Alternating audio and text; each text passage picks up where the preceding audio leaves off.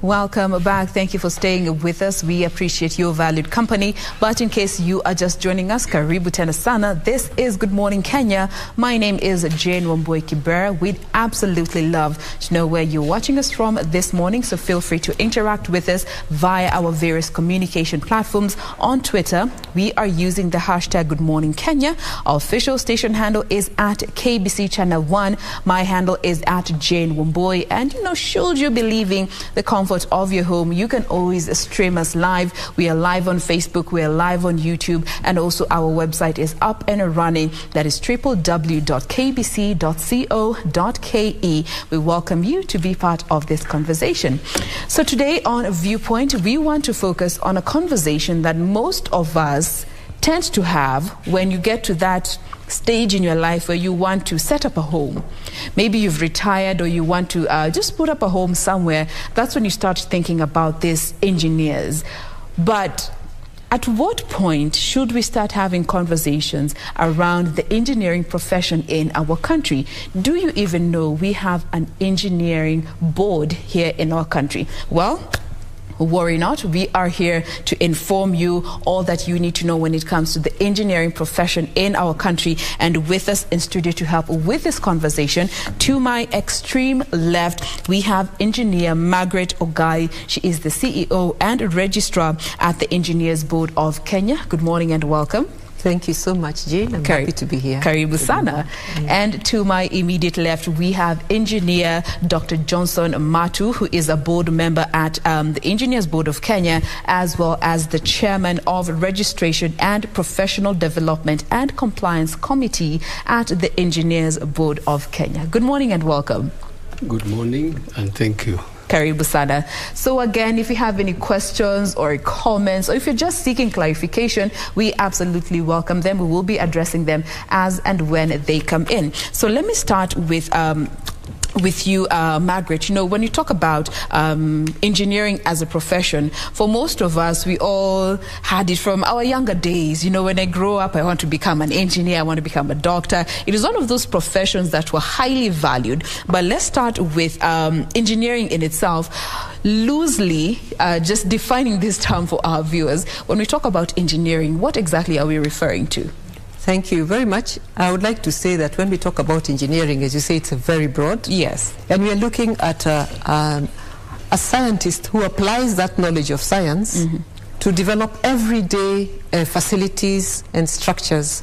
So buildings, to keep them safe, they need to be designed by engineers, and those we call structural engineers. All this equipment we have today here, again, telecommunications is done through engineering. How do you transmit and all that? Electrical, I think the electrical wiring that is done over here, there's somebody who has to do the design, the planning and the design, and also check on the construction supervision of that particular facility. So engineering to me is very broad. It's in our everyday life. Actually, modern life is driven by engineering and also innovation. Yes. I think I've captured it. Water supply, we have to design right from the source all the way the pipes that bring the water to your homes. And which other area? I think I've brought out quite a number. I think he can also assist me. But broadly, I would say that is what engineering is. All right. And as we proceed on with this conversation, we actually get to understand the different categories of engineering that there are, different professional categories of engineering that there are in the country. But let's first even just come to the Engineers Board of Kenya. Again to you, Margaret, when we look at this board in itself, what is it? Oh, thank you. The board of the Engineers Board of Kenya is established by an Act of Parliament. It's called the Engineers Act of 2011. And our mandate is to regulate the engineering practice. And it's much broader than just the engineers. So we start with registration of engineers, because you need to have an engineer who we can certify, meets a certain standard, and is able to do the work as required. Yes. We also then look at regulating the services, which means we can actually go into a site and see if work are being done properly, if the engineers employed meet the qualifications, and generally what is happening. We also do capacity development. And in this, we are looking at even the engineering education that is being taught at the universities, that it meets the standard. And we also carry out a CPD program. So the same engineers are supposed to continuously improve their knowledge and their capacity. So we run a number of capacity development programs. Okay. I think broadly, then we set standards. And some of the standards would include, I think recently we now have an engineer scale of fees. We have had things like, if you want your drawings, we know engineers work with drawings. Most of our language, the other language we use is drawings. Yes. And they need to be stamped so that you're sure that this is an engineer. Actually, to register a project, to carry out a project on the National Construction Authority portal, you must be a registered engineer in our role. Okay. And I think I've covered most of our mandates. All right. Yes. And as you also add to that, Dr. Matu, looking at the fact that you're also the chair of the Registration of Professional Development and Compliance Committee, you could tell us a bit about what this committee is in line with being under the EBK. Thank you very much, Jain. That committee deals with the registration of engineers. And the engineers are in several different categories.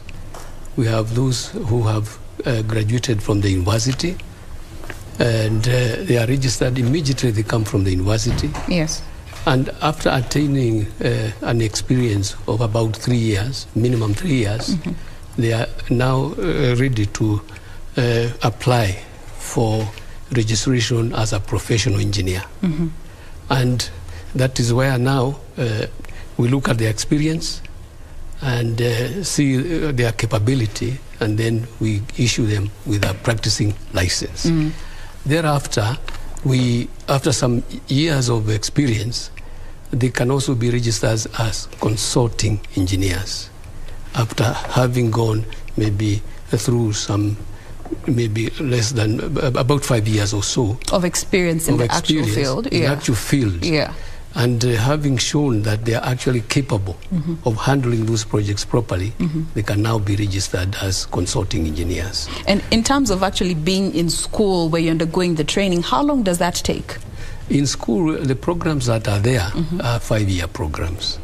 There are some universities who are going for 4 years, like let's say Technical University of TUK of Kenya, where they take them through 4 years, and when they come out as technologists, which is another different level. Yes. But for a graduate engineer who is recognized by the board, he needs to go for a program of at least 5 years. Okay. Yes. All right.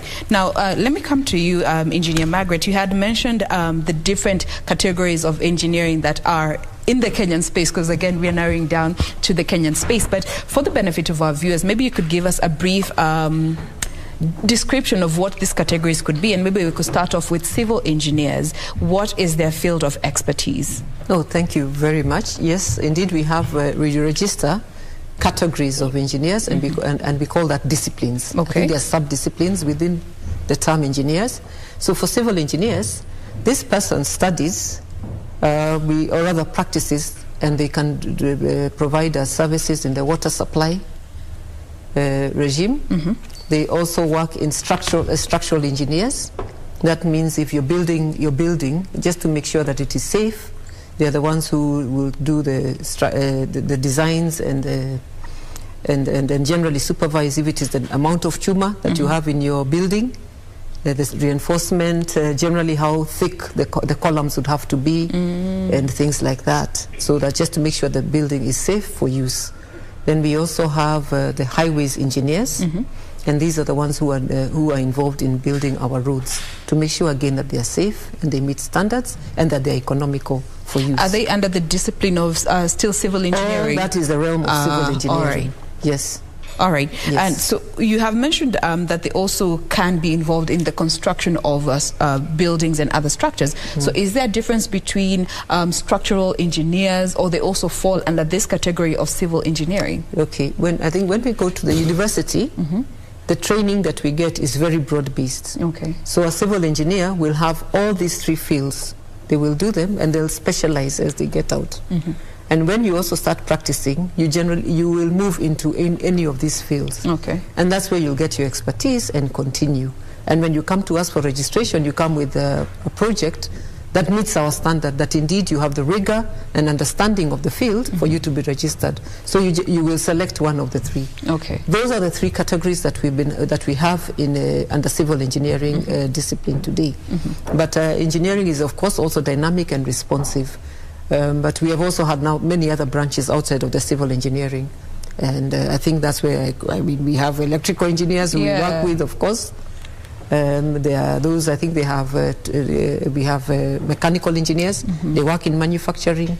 They also work in building services, because there's also a lot of mechanical, what you call, facilities that you require even within a building. Yes. If it's air conditioning, if it is and that kind of thing. So we have quite a number. And I think telecommunications is a bit new.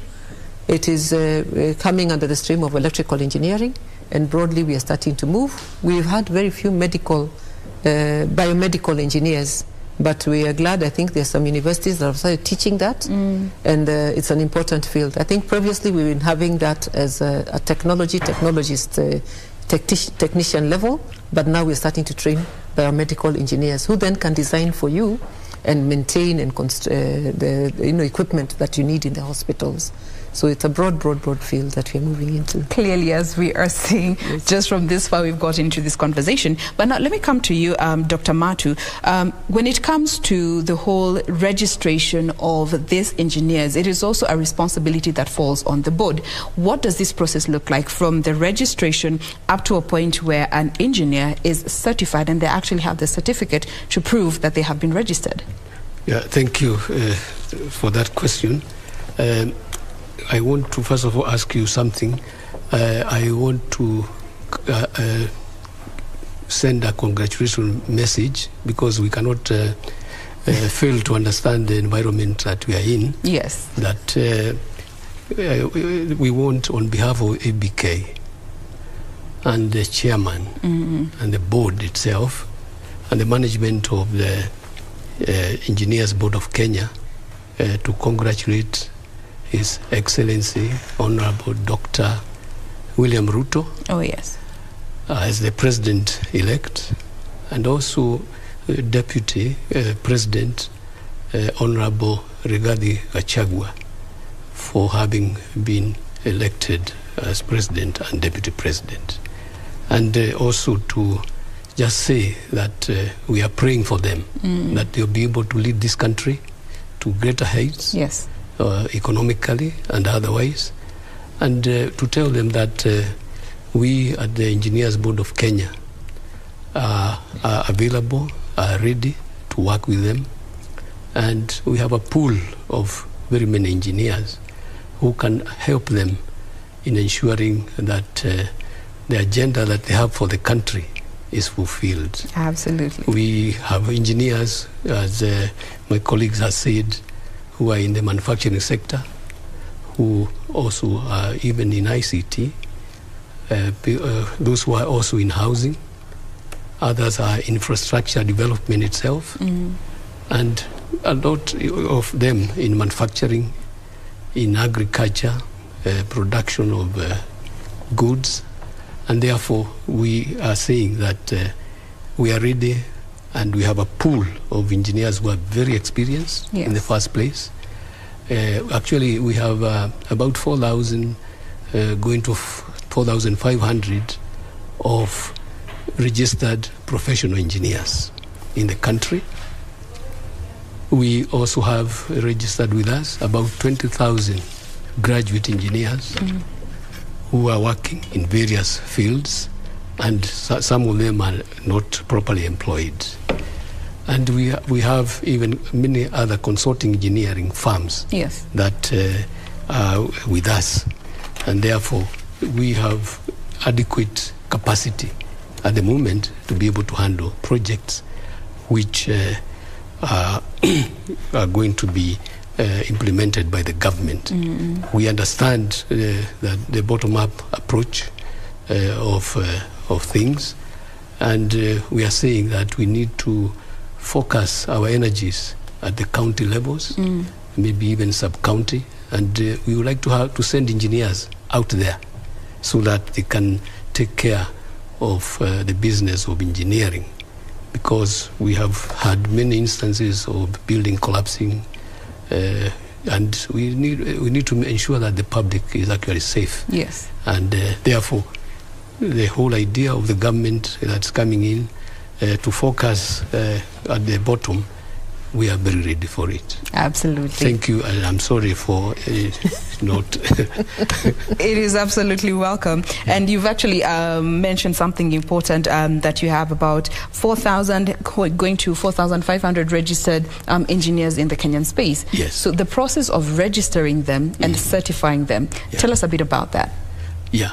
The process is, I had mentioned, it's when an engineer comes from the university, he undergoes a training. You know, we call it an internship program. And after 3 years of having been trained, then he is in a position to apply for professional registration. And we look at what he has done and see whether he has adequate competencies to be able now to carry out a project on his own without supervision, and ensuring that whatever he's going to design is actually safe, it is efficient, and he can be able to deliver a project to clients, ensuring that value for money is looked at very, very carefully. Okay. And when we determine that, then we are able now to register him as a professional engineer. And what period is set for this particular time? Okay, so the minimum requirement is that he should undergo a 3-year experience, you know, out there in projects. Okay. Minimum. But obviously, it takes a long while because sometimes it's difficult to get projects that are going to help in that space. And therefore, it could take 3 years, 4, 5 years or so. But if you are lucky as a graduate engineer from university, you come into a project where you undergo design, you undergo construction, supervision of projects, and you are also able to do project management, then you are in a position to get there. Okay. And there, we also encourage them to look for opportunities where that experience can be gained. Once they do gain that experience and they come to us, we only look at the competencies that they have gained. In these areas, yeah. We take them through an interview. Yeah, we examine them properly and know that they are capable of actually designing and also supervising a project on behalf of the users. All right. Yes. So after the 4 or 5 years of training in an institution, yes, you also need to have field training of not less than 3 years. Yes, not less than before 3 you years. get registered. Yes. All right. Now, when it comes to looking at one of the responsibilities of the board is also regulating the standards of individuals and firms in the engineering space in Kenya. So when it comes to this regulating, what aspects do you look out for in a professional or a firm to certify that this person or this entity are actually abiding by the rules and regulations that we have set out? Well, thank you. I think there are many, many different ways of doing this regulation. Yeah. And we'll start with when things go wrong. Members of the public and any other institutions. We work also with National Construction Authority. And when they go wrong, we always most likely tend to hear about a building has collapsed somewhere. Exactly. 14 stories we have high. Disciplinary processes. Yes. And for our engineers who are registered with us. Okay. Our engineers who are registered with us, if we do find indeed they did not follow the standards, because now the standards are also very, very many. There are many practice notes. For instance, if it is in the building space, there's a certain way you'd have had to do the design. There's certain assumptions that you make. We have, like if it is on, let's say, the wind loading, the earthquakes, we design for all of that to make sure the building is safe. So we look and we see, did you also go to the site and do supervision as was required? At a very critical stage, did you do geotechnical investigations to make sure that the soils that you had designed for are indeed the soils that were found as you started putting up your structure? Because now we are looking. So that's one. We will check and we'll have a team. We will actually first write to you and ask you to tell us your role in the project. Then the board will set up a committee to actually go into the what did you do in that project and what could have gone wrong. So that is one side. On the worst side, which we don't want to be going, there is the side of things have gone wrong, yes, and we must find. Public, we encourage the members of public, please write to us, reach out to us, should you be concerned. Because, you know, today we've seen like the building on the one of Kino. It leaned on another building. Literally. So you know you can't say that's another person's business. Yes. It will come and it will impact on you.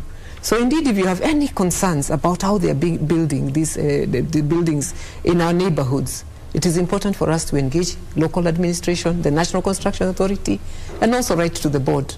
As you said, we have this, we also have a board which gives out details of who is building a particular site. And is this a requirement for every construction site? Because one, it shows the approvals that you have received from the county government, yes, and authorizations for you to put up that development. And so it's very important that we have that board, and when you see that there's a site where there's no board, it is important to bring it out. There they write the name of the engineer. Again, we have on our site the engineers who are registered by the board, and you can easily go and check and confirm that this name that is given there indeed is a registered engineer or a registered consulting engineering firm. So that is one. Again, on standards, we also, as we start on the positive side. You must come and get registered by the board before you start working. Yes. So we do have, unfortunately, some people who are offering services which they do not have competencies for. And when such cases happen, unfortunately, those we have to refer to the DCI, and investigations are carried out. Because as per our Act, you're only limited to work with engineers on engineering function, which means if it is design, if it is construction supervision, it must be done by somebody who has been duly certified.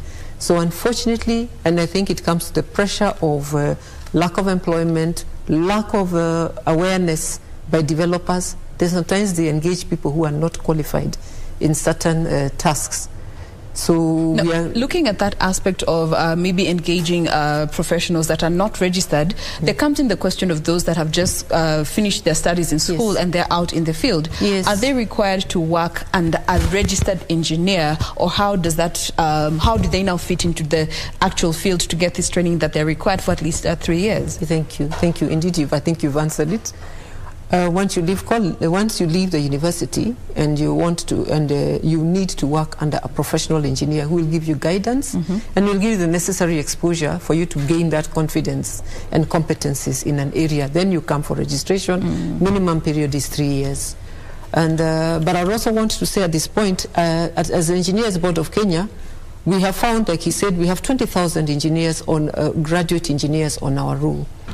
And we want to clear and have at least 10,000 professional engineers. That is what we need in our economy. They say for everyone, we need for every a population of 10,000, you need one professional engineer to be able to give you all the services that we need. So currently we have a deficit as a country. We are trying to address it in many ways.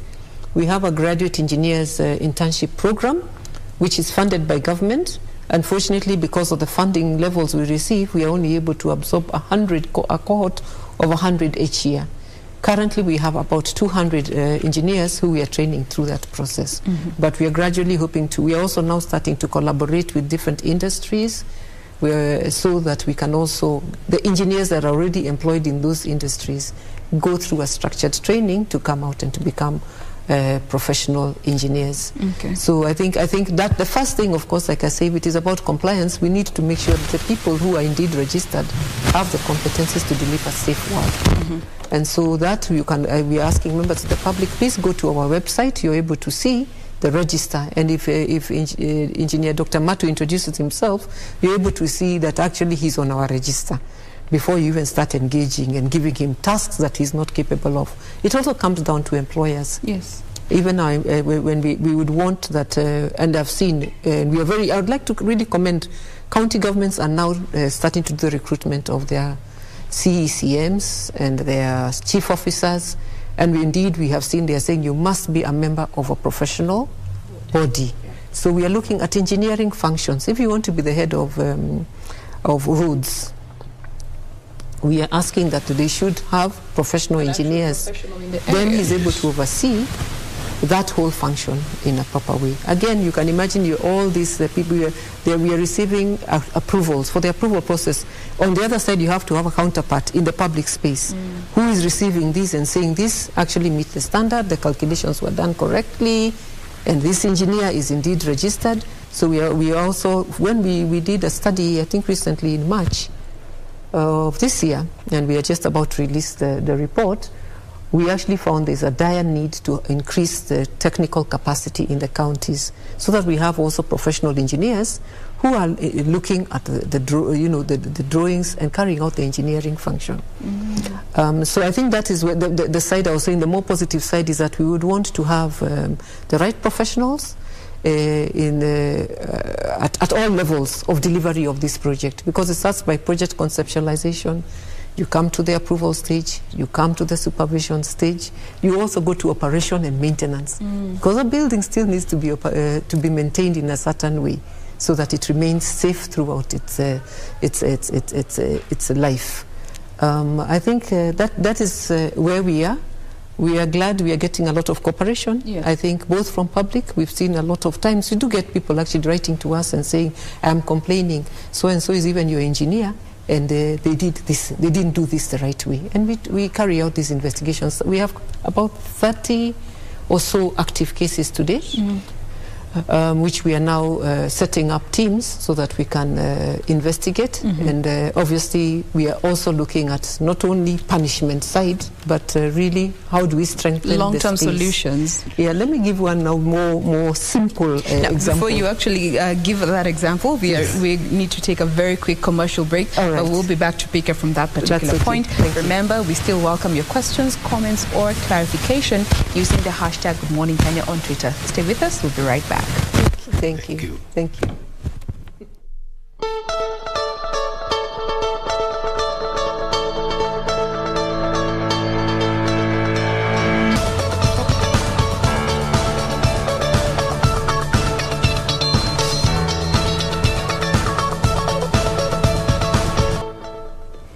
Welcome back. Thank you for your valued company. We continue with this conversation around the engineering profession in Kenya, and with us in studio we still have engineer Dr. Johnson Matu. He is a board member at the Engineers Board of Kenya, as well as the chair of the Registration and Professional Development and Compliance Committee under the EBK. We also have engineer Margaret Ogai, who is the CEO and registrar at the Engineers Board of Kenya. Now, before we went for the break, you were now going to the positive side of the things. You can finish up on that point before we get to move on. I appreciate it. Thank you very much. Yes. And I think what I wanted to say, when we go to hospital, we will, get introduced that I am Dr. So-and-so, and he treats us.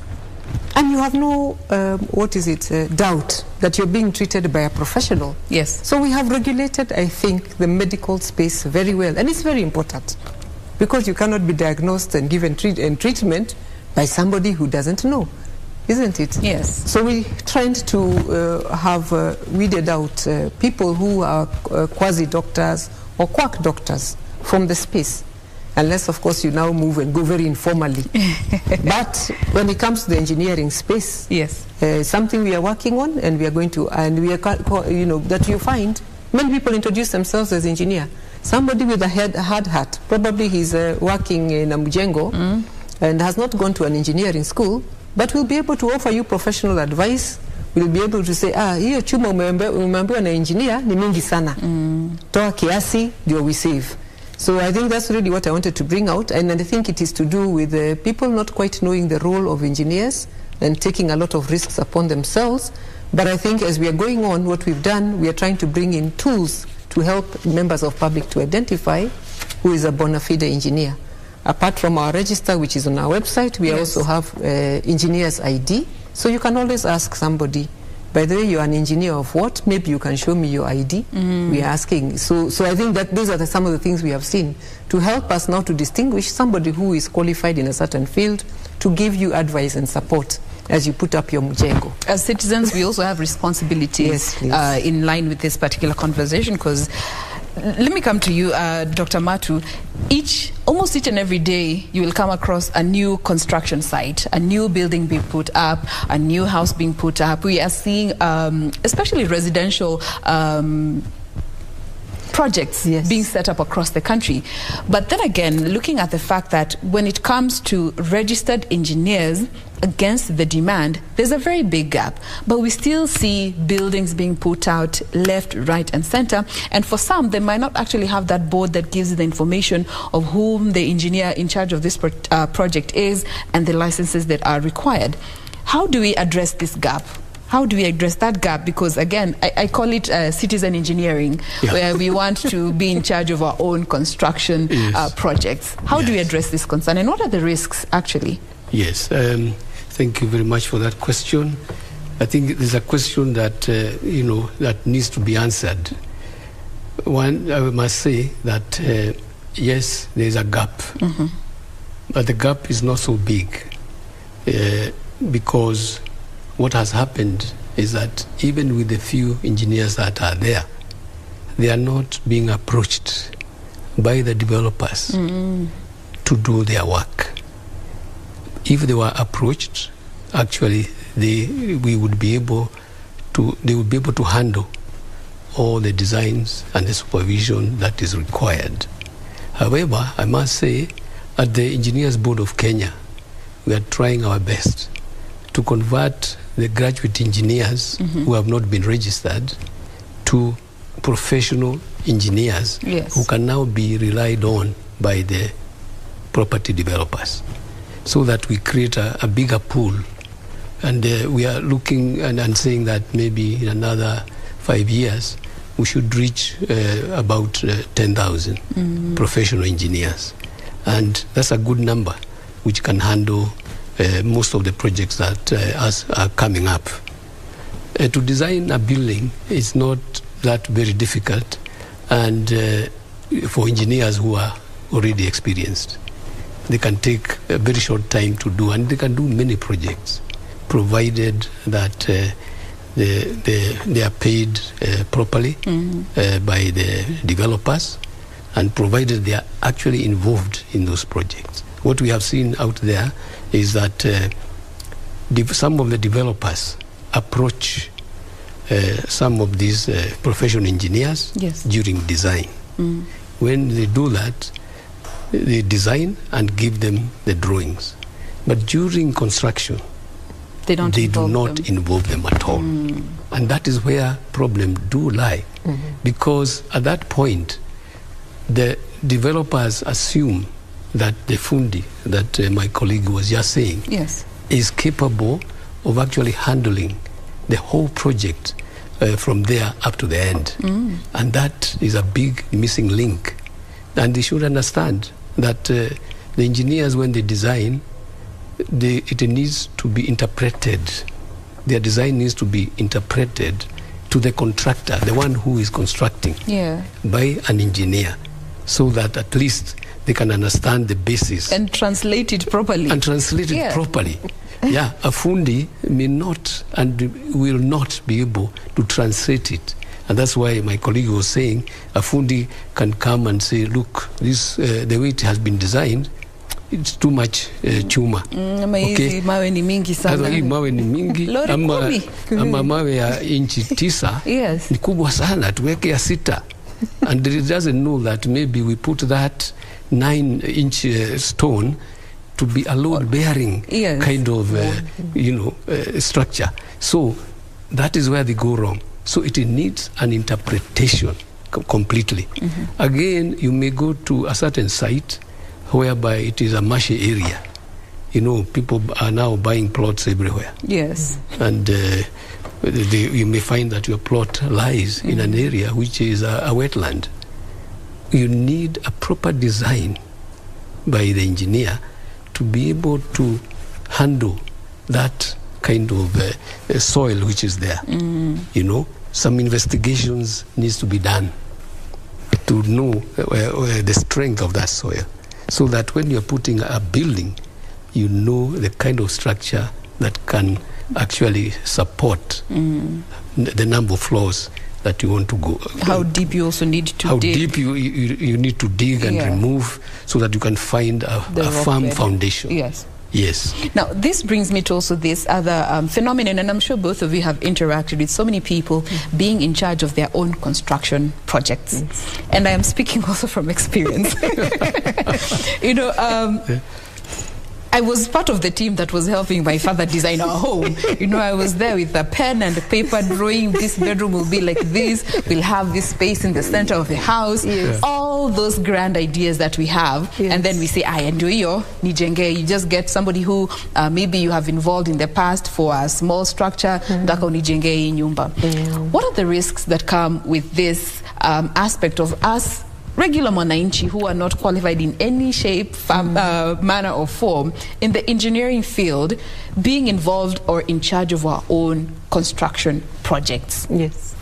Let me start with you, Engineer Margaret. Clearly, the first one is that you're in contravention of laid down laws. As we said at the beginning, we are established by an Act of Parliament. Yes. And in the Act of Parliament, it specifies that the person who can do the building design and construction supervision must be a registered engineer with the board.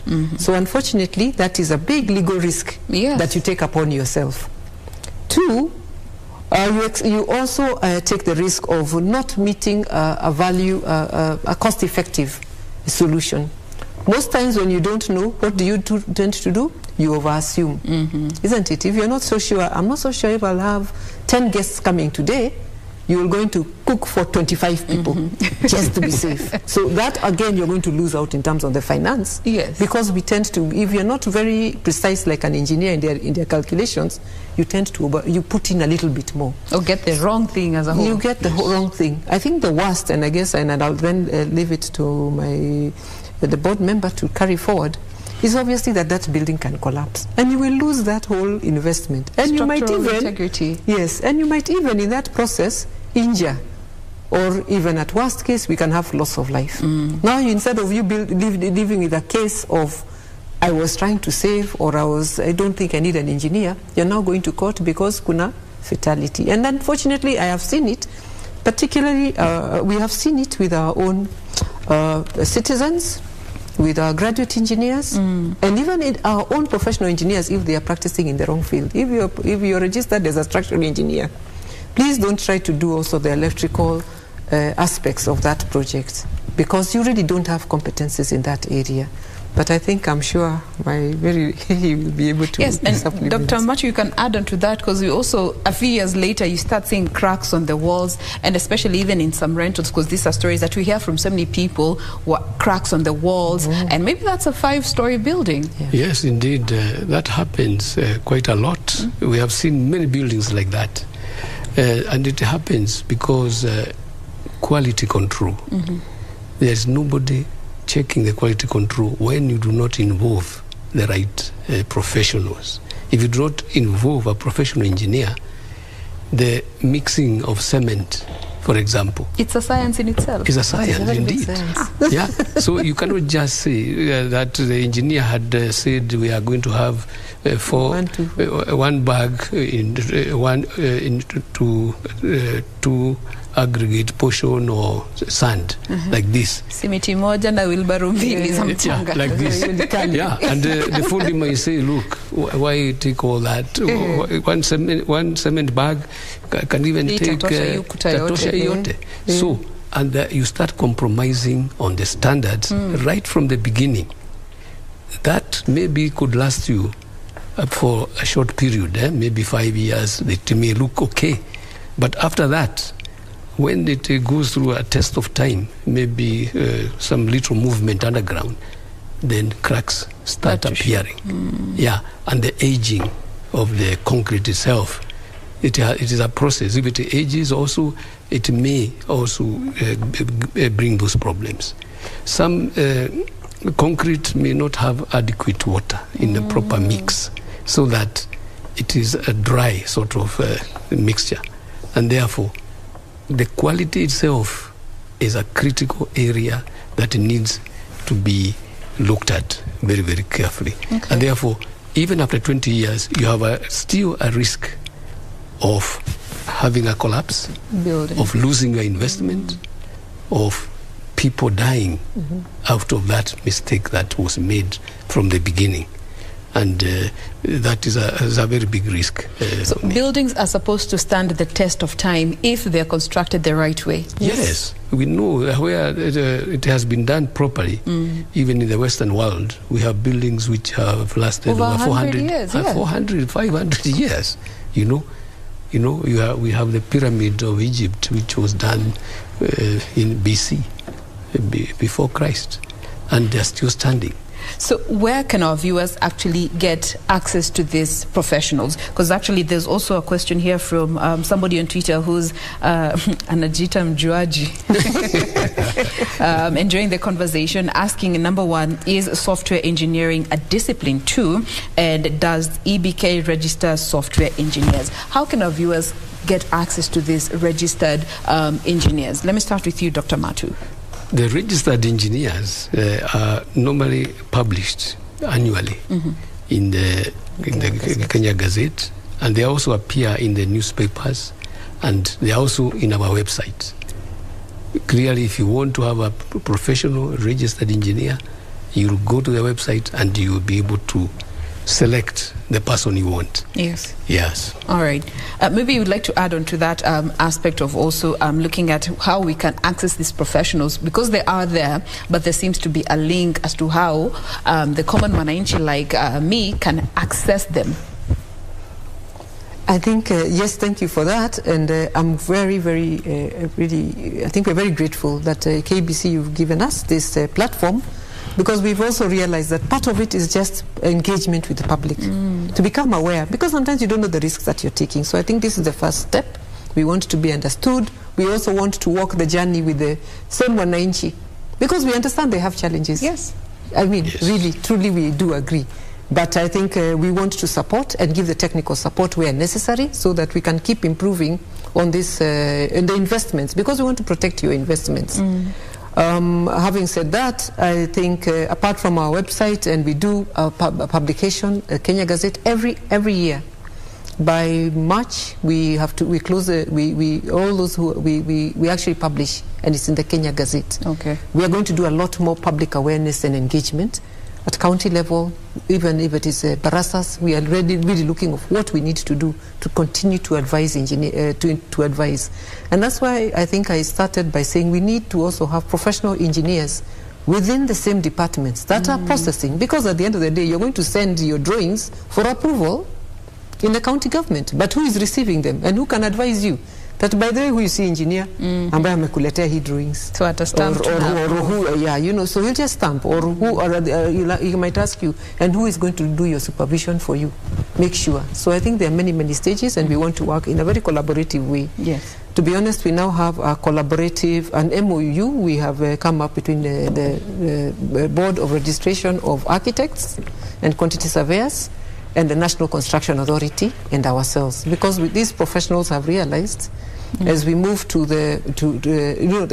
when we go to the ground, we are also going to be needing to have support, to have support from all of us and awareness from all of us. Okay, and also you could address the question that was asked about software engineering. Yes. Thank you. As I said, engineering is also is one of the, it's a growing discipline. We didn't used to have cell phones. Today, I think telecommunications is huge on our lives. We have had four general disciplines, which is civil engineering, mechanical, electrical, and agricultural. This starts from the time that engineering was introduced in the country.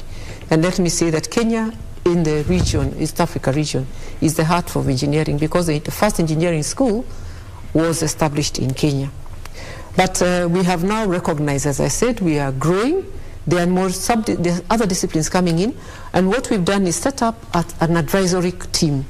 Every time we get an application which doesn't fit into our traditional to review the program and then classify it and say this is a registrable course. Software engineering today is not recognized by the board, but we are, as I say, a very dynamic field. Because when it comes to transportation alone, today you don't just do transportation. Uber is riding on what? On things to do with telecommunications and software. Yes. So I think there's things that are getting a bit more dynamic, and we keep looking. So right now we have mechatronics, which again is using mechanical, electrical field, and also it deals with software. But software engineering is a discipline on its own. Today I can say not yet, but I believe we are continuing to keep looking and reviewing and seeing the content of what you've studied, because what we want is safe, efficient infrastructure, processes and systems, so that we can support Kenyan living. Our Vision 2030, we want what? High standard of life for our citizens. You want triple-decker roads. Now, let me come to you, Dr. Matu. Yeah. There has been concern around the kind of workforce that we are witnessing as a country in terms of expatriate, with some saying that the engineers that are trained in the Kenyan space are not up to par with international standards, and especially when we have international and grand projects in the country. That's why we see labor being imported. This brings me to the question of the quality and standard of education that is offered in our institutions. Is it up to par with international standards that we can confidently say that this narrative that expatriates are more experienced to build in the Kenyan space is actually a fallacy? Yeah, thank you for that question. Yes, our program at the university, I must say, it is of a very high standard. University of Nairobi, University of JKUAT, Kenyatta University, and the other universities which are there. And there are a number of them where we have already accredited their programs. We have looked at the programs and said these ones are okay, and they fit, and they can be compared to any international standard.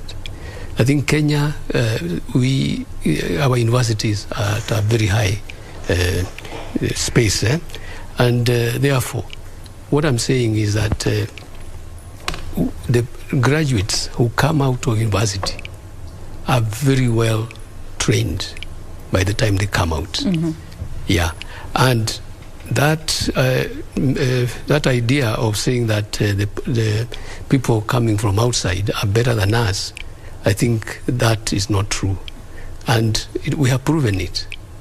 There are many engineers who have been involved in the very, very big projects here, very complex projects. In fact, I can just say the project of the SGR, we had very many local engineers who were actually reviewing the design and actually supervising. And even telecommunication engineers were all from Kenya. Some came from China, but most of the work was done by our own people, and we were recognized. And in many projects that we do, we have seen the foreigners come in at a certain stage at the beginning, and with the time they realize that they can rely fully on the Kenyans. Yeah. Even international consultants finally end up leaving that job to the Kenyans to run. And therefore, what I'm saying is that we have the adequate experience. We are totally capable of handling any project at the moment with very little input of professional engineers from other countries. Okay. That's what I can say. Your thoughts on the same, Engineer Margaret? Yes, I would like to say that indeed we are also concerned. I think we have even laws and around local content. Yeah. So our Act has envisaged a situation where there could be a certain knowledge that we do not have. Yes, clients and employers are supposed to seek, we are supposed to register whether you're a foreign engineer or a local engineer. All engineers working in this country are supposed to be registered by the board. And what we have is, if there's a certain skill set we do not have, we allow for that temporary particular buyer project. You're able to come and work in Kenya, but we also tell you to put in place measures to make sure that also our local engineers get that expertise, so that eventually it is something like, I think Engineer Dr. Matu has said, we have a lot of capacity in this country. Actually, what we are looking at is the next phase for us is how do we export our knowledge and our skills. Without too much government support, our engineers are really the ones who build in southern Africa. Yes. The Lesotho, Botswana, Sudan. And now we have moved into the South Sudan space. And even Rwanda, they are very well recognized and appreciated within the region. And so we are looking and we are saying, let us get that support for our local engineers, one, to get the full, to be able to practice here. Unfortunately, I think this thing of also foreign engineers is also riding on. We sometimes get development partner support, which rides on some conditionalities. And we are saying, let us review that. That is also reality. It's a challenge. It is a challenge because sometimes you're actually told for different reasons that you will also need to have the farms to be considered at this. But I think that's why we're saying, let us also look at the local content requirements, because we have what should we call it? It is really a commitment as a country to continue to create decent jobs for our people. I have seen even under the bottom-up manifesto, they have recognized we only have, I think in terms of the employment, we're only looking at about 3 million people who are employed in formal space. The rest are SMEs. And as a country, we are not going to develop if we are not able to look at, if we already have trained a highly professional professions, where do they fit in our economy? Why do we have them either going to an engineer who is trained as an engineer going to go into another space, marketing and banking? They are good, but you can imagine what you have lost, that skill set. Again, sometimes they also go abroad. So it means you'll never also recover as a country unless we start looking and saying, let us have our well-trained lawyers, and I think we working here and supporting our wananchi as we seek to interpret laws and justice. And the same thing for engineering, same thing with the medicine, same thing with teachers. Yes. We really need the best of ourselves of our own to contribute to our development. And that brings in the concern of brain drain. Because yes, you've gone through the training at an institution, you've done your 4 or 5 years, you've come out, you've practiced for maybe 2 or 3 years, then you get a scholarship to advance your education.